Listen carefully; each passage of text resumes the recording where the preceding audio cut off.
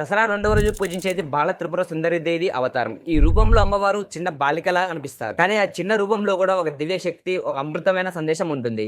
అమ్మవారు ఇన్నోసెన్స్ మరియు క్లారిటీ మన జీవితంలో కూడా చాలా ముఖ్యం. బాల త్రిపుర సుందరి దేవి మీనింగ్ ఏంటంటే త్రిపుర అంటే 3 లోకాలు, సుందరి అంటే ఆనందం. ఈ రూపంలో అమ్మవారు త్రిశూలం మరియు కమలం ధరించి నంది మీద కూర్చొని కనిపిస్తారు. అమ్మవారు మనకు చెప్పేది సింప్లిసిటీ, ప్యూరిటీ మరియు క్లారిటీ, డివోషన్ తో లైఫ్ లో ముందుకు వెళ్ళాలి.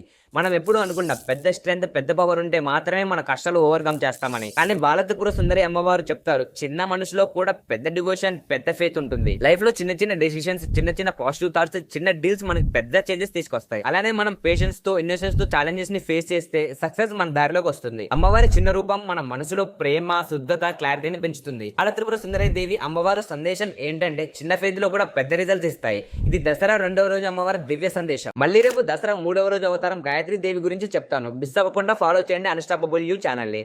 జై దుర్గాదేవి.